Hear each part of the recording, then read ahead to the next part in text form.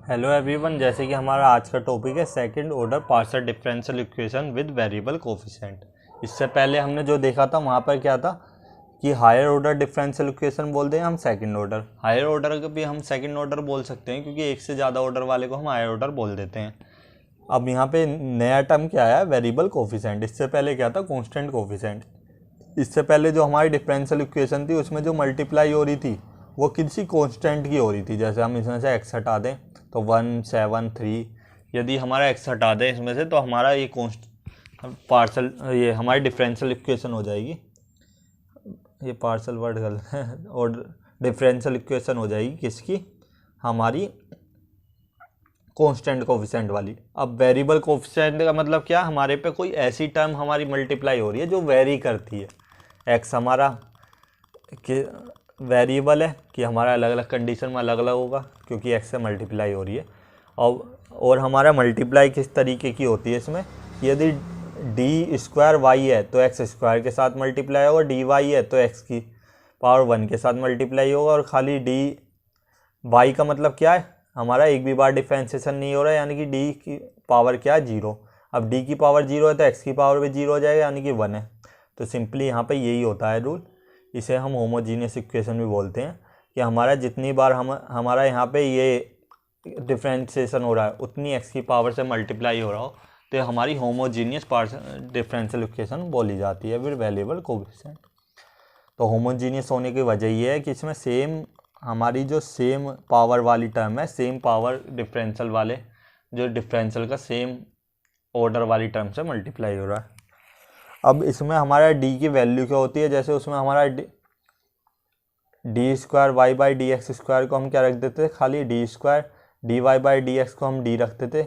इसमें क्या है, क्योंकि हमारा एक्स भी मल्टीप्लाई हो रहा है तो x square d square y by d x square को क्या रख देंगे, d into d minus 1। X d y by d x को हम क्या रखेंगे, डी वाई। ठीक, और यदि हमारा x cube d cube y by d x cube होता है तो हमारा क्या होता है, डी माइनस 1 डी माइनस 2। ये हमारा माइनस का बढ़ता जाता है। 4 होता तो डी माइनस 2 के बाद डी माइनस 3 भी आ जाता। तो सिमिलर मैनर में हम इसे बढ़ाते जाएंगे। तो ये तो हमारा क्लियर है। इसके बाद हम क्या करते हैं, जहाँ जहाँ हमारा सबसे पहले ये जो भी हमारी पॉलीनॉर्मल बनेगी डी में, इसे सोल्व कर लेंगे कि जैसे हमारा डी की जगह डी इंटू डी माइनस 1 रखा क्योंकि x square d square y by d x square की हमारी d into d minus 1 value होती है। X into d y by d x की वैल्यू क्या होती है, डी होती है, तो 7d हो गया हमारा। वाई हमारा क्योंकि बाहर आ जाता है तो वाई है प्लस 13y। वाई यहाँ से कॉमन ले लेंगे तो हमारा ये इक्वेशन बन जाएगी इसमें ये डी में। और यदि हम इसे सोल्व करेंगे तो ये बनेगी d square plus 6d plus 13 equal to 0। क्योंकि हम यहाँ पे डी की जगह तो एम पुट करते हैं तो हमने एम पुट करा, एम से इसका रूट निकाले। इसके रूट क्या है, -3 प्लस -2i। क्योंकि इसके रूट क्या है, हमारे इमेजरी रूट आए हैं। क्योंकि हमारे इमेजरी रूट आए हैं तो हमारा तरीका क्या होता है, ई की पावर 2x वो -3x होगा, जो रियल पार्ट है वो ई की पावर के साथ, इंटू C1 कोस 2x इसका कोफिशिएंट ले लेंगे, प्लस C2 साइन 2x ये बना लेंगे। तो ये हमने यही बना लिया।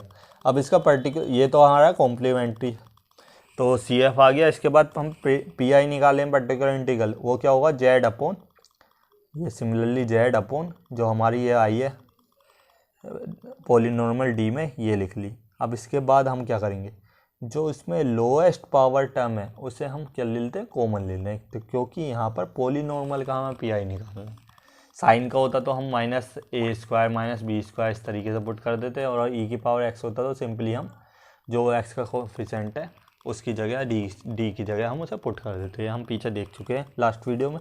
तो हम यहाँ पर क्या करेंगे, 13 क्योंकि सबसे लोएस्ट पावर वाले टर्म है, ये भी हमने देखा था, तो इसे हम कॉमन आउट निकाल लेंगे, 1 प्लस डी स्क्वायर प्लस 6 की पावर 1।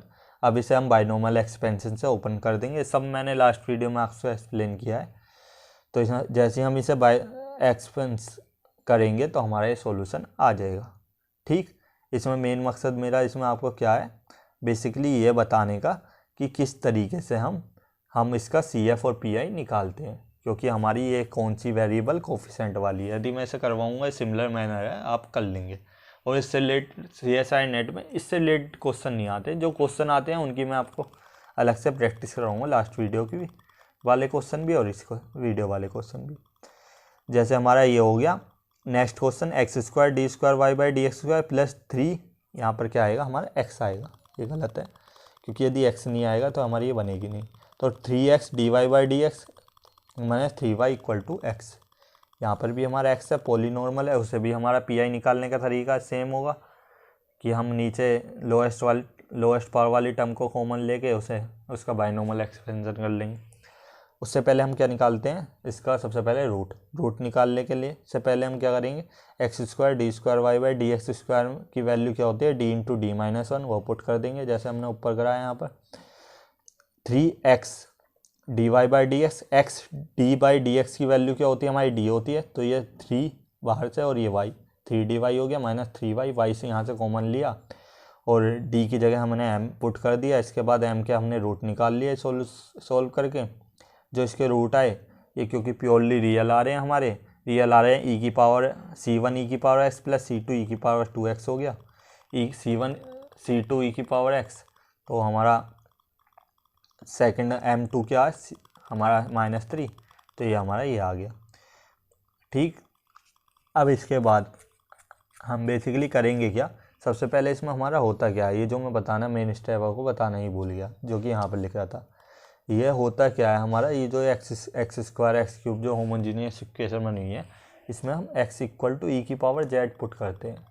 तो इससे हमारा चेंज क्या आता है कि हमारा x इक्वल टू ई की पावर z है, और हम यदि z को x को e को इधर की तरफ आए तो हमारा ये किस में चेंज हो जाएगा, e log में। तो ये log x इक्वल टू क्या हो जाएगा, z equal to log x के।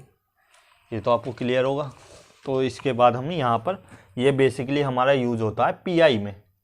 तो पी निकालने के लिए हमें इसी तरीके से हम करते हैं, e की पावर z अपॉन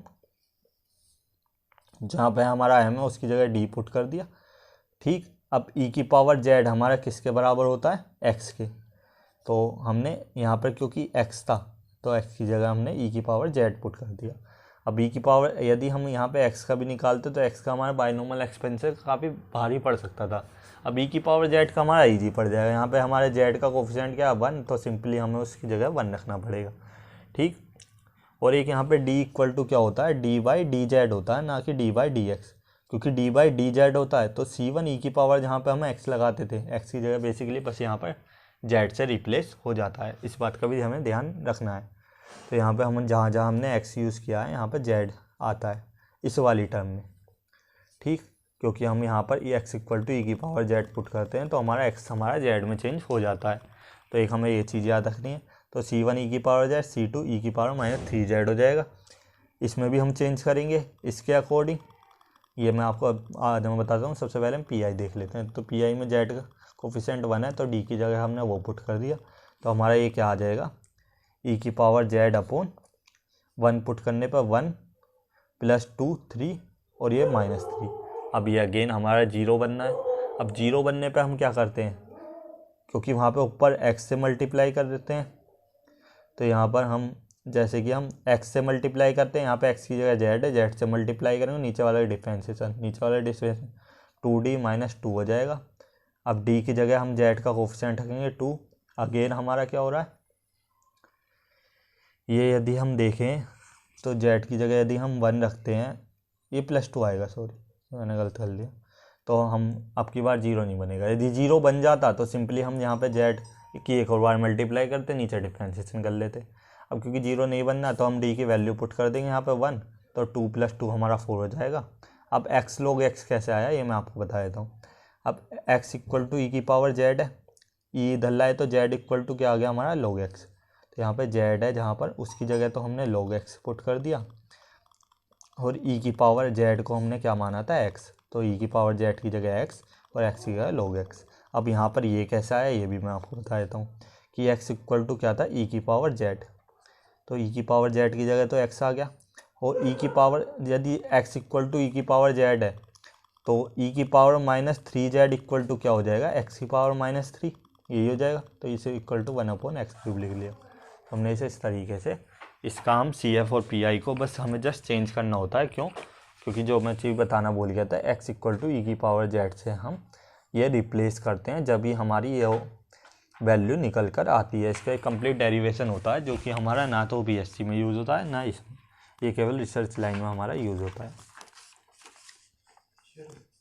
तो नेक्स्ट हम बात करेंगे तो हमारा जैसे नेक्स्ट है एग्जैक्ट डिफरेंशियल इक्वेशन। जैसे कि हमारा इससे पहले था हम MDX NDY की डिफरेंशियल इक्वेशन हमारी एग्जैक्ट चेक करने का तरीका था। सिमिलरली यदि हमारी डिफरेंशियल इक्वेशन किसकी होती है, हायर ऑर्डर की जो होती है कि 1 पावर से ऊपर वाले की, उसका भी हमारे एग्जैक्ट डिफरेंशियल इक्वेशन चेक करने का तरीका होता है। बेसिकली इसके यहाँ पे 3 मेथड होते हैं।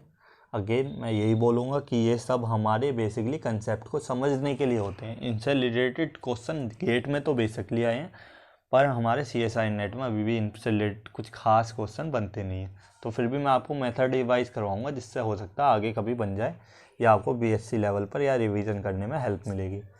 तो मैं आपको जैसे एग्जैक्ट डिफरेंशियल इक्वेशन बताता हूँ। होती क्या है, जहाँ पे d2y/dx² P0 है plus P1 dy/dx plus P2 हमारा y। अब यहाँ पे ये भी ज़रूरी नहीं है कि हमारी डिफरेंशियल इक्वेशन होमोजीनियस हो, यानी कि यहाँ पे d² है तो x² से मल्टीप्लाई हो, यहाँ पे dy है तो हमारा किससे मल्टीप्लाई हो, हमारा x से मल्टीप्लाई हो। और ये भी मतलब नहीं है कि हमारा कांस्टेंट हो ना या ना हो, कुछ ही हो सकता है। तो ये मैं लास्ट वाली जो 2 वीडियो में हमने इक्वेशन देखी थी उससे थोड़ी अलग है। इसे हमें सबसे पहले पहचानने का तरीका क्या होता है, यदि हम d2y/dx² है, इसका जो कोफिशिएंट है इसे P0 मान लें, dy/dx वाले को P1 मान लें और y वाले को P2 मान लें, और इक्वल टू जो हमारा RHS पे है उसे हम Q मान लें। तो यदि हम P2 minus P1 plus P0 की वैल्यू निकालें और ये हमारी इक्वल टू क्या आ जाए, 0 आ जाए, तो हमारी इक्वेशन एग्जैक्ट हो जाती है। और जो हमारा ये नीचे का फॉलोइंग मेथड है इसे हम अप्लाई कर सकते हैं। ठीक, कब, जब हमारा P2 minus P1 plus P0 की वैल्यू क्या आ जाए, इक्वल टू 0। इसे याद करने का तरीका भी है, सबसे लास्ट में P2 है माइनस P1 क्योंकि अभी एक स्टेप आप आगे गए हैं तो इसका एक बार डिफरेंशिएशन हो गया, प्लस, अब माइनस के बाद प्लस आएगा, अब P0 पर जा रहे हैं तो P0 आ जाएगा। ठीक, क्या याद करने का तरीका, हम पीछे से चलेंगे। P2 इसका एक भी बार डिफरेंशिएशन नहीं होगा क्योंकि स्टार्ट किया, माइनस P1 प्लस, अब दोबारा दो स्टेप आगे जा रहे हैं P0 यदि इसकी वैल्यू हमारी 0 आ जाए तो हमारी इक्वेशन एग्जैक्ट हो जाती है। अब यदि हमारी इक्वेशन एग्जैक्ट है तो हम डायरेक्ट इसमें चेंज कर लेते हैं इक्वेशन को, किसमें, P0 dy/dx प्लस, इसे भी याद करने का तरीका, इस बार हम क्या करेंगे, P2 को छोड़ देंगे तो P1 फर्स्ट टर्म है तो इसे ऐसे लिख लेंगे, माइनस P0 सेकंड टर्म है, जैसे यहाँ पे भी माइनस आ रहा है सेकंड टर्म में, यहाँ पे इस बार क्योंकि P2 को हम लेके नहीं चल रहे तो सेकंड पर हमारी कौन सी आ गई, P0 आ गई। अब P0 सेकंड पर आई है तो एक बार डिफरेंशिएशन हो जाएगा क्योंकि एक स्टेप आगे गए हैं। इसे ये तो हो गया याद करने का तरीका। अदरवाइज आप जिस तरीके से याद आपको प्रीफर करें आप उस तरीके से याद रख सकते हैं। P1 माइनस P0 y हमारा इंटीग्रल QX प्लस C1। तो बेसिकली हमारी इक्वेशन क्या हो गई, मैं इक्वेशन पढ़ देता हूँ, ये तो मैंने लॉजिक बताया था। P0 की मल्टीप्लाई करेंगे जो यहाँ पे P0 है dy/dx के साथ, प्लस P1 माइनस P0 जो हमारी डैश है, P0 जो आया उसका एक बार डिफ्रेंसिएशन करके इनका माइनस करके वैल्यू निकालेंगे, उसके y के साथ मल्टीप्लाई करके इंटू Q जो हमारा इधर आया RHS में है, इसका dx के रेस्पेक्ट में इंटीग्रल करके प्लस C1 कर देंगे। तो जो भी हमारी इक्वेशन बनेगी उसे सोल्व करेंगे, जैसे हम लीनियर इक्वेशन बन जाएगी, लीनियर डिफरेंशियल इक्वेशन को हम सोल्व कर लेंगे और जो हमारा आंसर आएगा वो हमारा निकल जाएगा। पर ये मेथड हम जब भी अप्लाई कर सकते हैं, कब, P2 minus P1 plus P0 equal to क्या हो, 0 हो। अब जैसे हमारा ये इक्वेशन आ गई, x² d2y/dx² 4x dy/dx plus 2y equal to e⁻x। तो P0 की वैल्यू क्या है, x², P1 की वैल्यू 4x, P2 की वैल्यू 2। तो हमारी ये कैसे एग्जैक्ट चेक कर देंगे, P0 माइनस P1 हमारा 4 आ जाएगा, प्लस P0 x² का 2 बार डिफरेंशिएशन करेंगे तो हमारा खाली 2 रह जाएगा।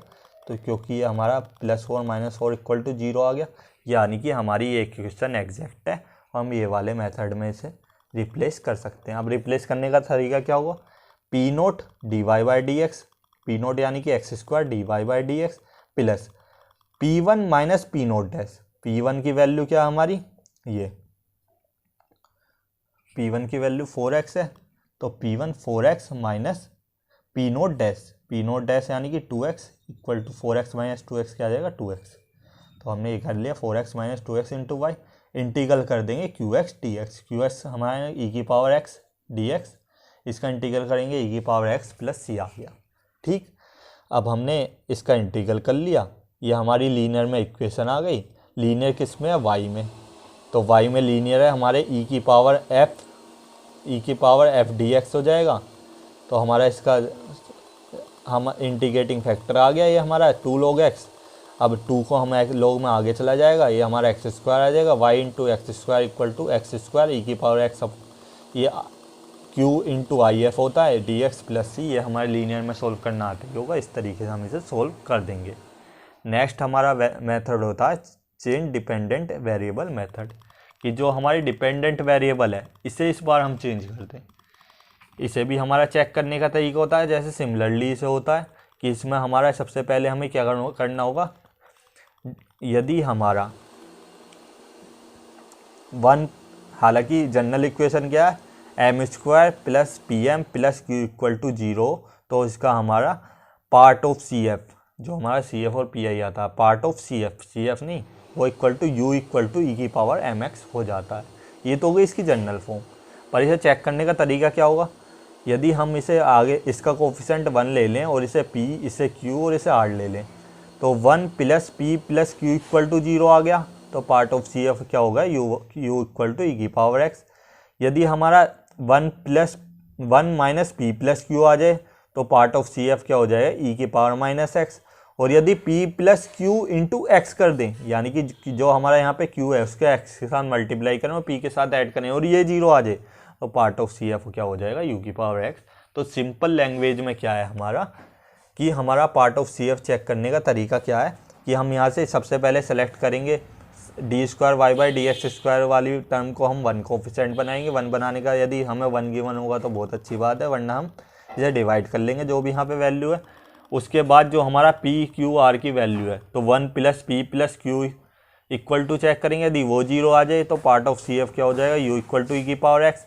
1 minus p plus q equal to 0 आ जाए तो part of C F u equal to e की पावर माइनस एक्स। और यदि हमारा p plus q x equal to 0 आ जाए तो हमारा पार्ट ऑफ सी एफ क्या हो जाएगा, u इक्वल टू एक्स। अब ये पार्ट ऑफ सी एफ का यूज़ क्या है यहाँ पे वो बता देता हूँ, कि यदि हमारी ये तीनों कंडीशन में से कोई कंडीशन होल्ड हो जाती है तो हम ये जान जाते हैं कि हमारा ये वाला मेथड अप्लाई होगा। अब ये कंप्लीट मेथड क्या है, इससे हमारा यदि ये कोई सी इक्वेशन सेटिस्फाई हो जाती है तो यहाँ से हमारी एक u की वैल्यू मिल जाती है। अब u की वैल्यू का यूज़ देखेंगे हम इसमें कैसे चेंज ऑफ डिपेंडेंट वेरिएबल करते हैं। तो जैसे हमारा डिपेंडेंट वेरिएबल क्या है, y, इसे y को ये इसी वजह से नाम पड़ा है, y को हम v में चेंज कर देंगे और इसका हमारा जो सॉल्यूशन ईजी हो जाएगा। तो d square v by d x square कर देंगे सिंपली, प्लस p कहाँ से आया हमारा, ये प्लस 2 अपॉन u हमारा क्या पार्ट ऑफ सी एफ जो आया है। यदि ये इक्वेशन सेटिस्फाई कर रही है तो u हमारा क्या हो जाएगा, ये हो जाएगी की पावर x। ये सेटिस्फाई कर रही है ई की पावर माइनस एक्स, ये वाली इक्वेशन सेटिस्फाई कर रहा है तो ये हमारी u इक्वल टू एक्स हो जाएगा। एक ध्यान रखें, ये जो कोस्ट में लिखा है ये q की power as a function of x नहीं है, ये q इंटू एक्स है, ये क्या है p into x into Q, ये है हमारा। ठीक, तो ये यहाँ से हमारी u की वैल्यू मिल जाएगी। अब नेक्स्ट इससे मल्टीप्लाई क्या करेंगे, u को एक बार डिफरेंशिएशन करेंगे, इससे मल्टीप्लाई कर देंगे into d v by d x ऐसे लिख देंगे क्योंकि इसकी हमारे पास वैल्यू नहीं है। r अपॉन यू, r हमारा आर एच एस से मिल जाएगा, अपॉन u क्या कर देंगे जो हमारा पार्ट ऑफ सी एफ आया। तो सबसे ज़्यादा यूज इसमें u का है जो हमें निकालना होता है। तो u निकालने का हमारे 3 मेथड है। 1 plus p plus q equal to 0 आ जाए तो हमारा part of C F u equal to e की power x. 1 minus p plus q equal to 0 आ जाए तो u part of C F u equal to minus है e की power minus x. p plus x q या q x equal to 0 आ जाए तो part of C F u equal to x होता है। तो सबसे पहले हमें इसमें पार्ट ऑफ सी एफ निकालना होगा, फिर इसमें 2/u करना होगा, u का एक बार डिफ्रेंसिएशन करना होगा, जो भी पार्ट ऑफ सी एफ आया dv/dx r/u आ जाएगा। ठीक, ये तो हो गया हमारा ये। अब जैसे हमारा एक क्वेश्चन है, इस क्वेश्चन में हमें ये गिवन है, इसमें डी सबसे पहले d²y/dx² की वैल्यू चेक करेंगे, हमारी 1 है तो इस समय से ये हमारी p की वैल्यू हो गई, जो y के साथ है वो q की वैल्यू हो गई, और जो RHS साइड पे है ये हमारी r की वैल्यू हो गई। तो p q r की हमने अलग वैल्यू लिख ली। अब यहाँ पे हम क्या चेक करेंगे, 1 + p + q = 0 आ रहा है क्या, तो 1 + p + q = हमारा क्या आ जाएगा, हम तीनों 1 + p + q करें तो ये हमारा = 0 आ रहा है। तो पार्ट ऑफ सी एफ का हमारा क्या हो जाएगा, u = e⁻x। अब क्योंकि पार्ट ऑफ सी एफ मिल गया तो हम इसमें u और du/dx की वैल्यू r/u की वैल्यू पुट कर लेंगे। r हमें गिवन यहाँ से मिल ही चुका है, e⁻x sin x। तो d²v/dx², क्योंकि हमें चेंज ऑफ डिपेंडेंट वेरिएबल है तो हमने कर लिया चेंज, माइनस p नहीं है हमारा p, तो p की वैल्यू क्या है हमारी -cot x, जो कि हमारी कहाँ से आई है, इसमें क्वेश्चन से ही आई है। ठीक, -cot x + 2/u, u हमारा क्या आया था, part of C F e⁻x, ये लिख लिया। अब इसका एक बार डिफ्रेंसिएशन करके मल्टीप्लाई करना है तो e⁻x का डिफ्रेंसिएशन e⁻x ही होगा, dv/dx r/u, r की वैल्यू हमारी क्या है, ये रही, अपॉन u कर देंगे, u हमारा क्या आया e⁻x, तो e⁻x से e⁻x कैंसिल हो जाएगा। तो इससे हमारा, एक सेकंड में नेक्स्ट पेज देखता हूँ, सर्च करता हूँ। तो ये हमारा सिंपली सोल्व हो गया, e⁻x से कैंसिल हो गया, हमारा आ गया। मैंने एक बार ये लाइन रिपीट कर दी तो ये हमारा ये बनकर आ जाएगा। अब ये हमारी सिंपली हम इसमें क्या करेंगे, dv/dx को हम z पुट कर लेंगे, तो d²v/dx² क्या हो जाएगा हमारा dz/dx। तो हमारी z में हमारी क्या हो जाएगी, यहाँ पे बेसिकली लीनियर डिफरेंशियल इक्वेशन बन जाएगी। अब जब हमारी यहाँ से इसकी z की वैल्यू आ जाएगी, z की वैल्यू की हेल्प से हम dz/dx से हम क्या निकाल, वो z की जो वैल्यू है ये dz/dx = हमारा क्या है v, वहाँ से हमारी v की भी वैल्यू मिल जाएगी। तो सबसे पहले z की वैल्यू निकालते हैं, ये लीनियर आएगा, इंटीग्रेटिंग फैक्टर आ गया, e⁻p⁴ हो जाएगा, तो इसका p dx करेंगे तो cot x का log sin x हो जाएगा हमारा, और 1 का डिफरेंस वो इंटीग्रल हमारा x होता है तो x हो जाएगा, और e का हम इसे -1 को कहाँ पावर में ले जाते हैं तो sin की पावर -1 हो जाएगा, इंटू क्योंकि प्लस हो रहा है इंटू e⁻2x हो जाएगा। ठीक, तो क्योंकि ये sin x का इन्वर्स हो जाएगा तो ये 1/sin x हो जाएगा, e⁻x हो जाएगा। ये आ गया हमारा इसका इंटीग्रेटिंग फैक्टर। तो z into integrating factor = q क्या हमारा ये है, q इंटू if इसका होल dx।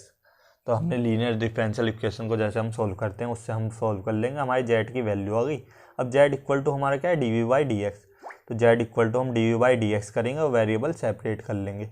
तो dx को x वाली टर्म के साथ ले जाएंगे, यानी कि इधर ले जाएंगे, dv हमारा अकेला हो जाएगा, dv का इंटीग्रल हमारा दोनों तरफ इंटीग्रल ले लेंगे साइन, तो ये dv का इंटीग्रल v हो जाएगा, और इसका हमारा x साइन का कोस, और e⁻−2x sin x का मैं एक बार बता देता हूँ आपको, ये किससे होगा, e⁻ax sin bx से, इक्वल टू क्या होता है हमारा e⁻ax अपॉन जो इसका कोफिशिएंट है x का a² प्लस जो हमारा साइन में हमारा x का कोफिशिएंट है उसका square a² plus b² a sin bx minus b cos bs, यानी कि यहाँ पे a इसके कोफिशिएंट की मल्टीप्लाई और इसके कोफिशिएंट की हमने आपस में मल्टीप्लाई कर ली, और ये हमारा यहाँ से इसकी कंप्लीट वैल्यू पुट कर ली यहाँ पर डायरेक्ट फॉर्मूला यूज़ करके, तो ये हमारा इसका v की वैल्यू हमारी यहाँ से आ चुकी है।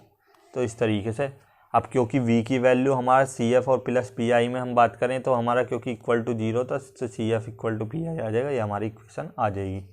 नेक्स्ट मेथड है हमारा reduce to a normal form.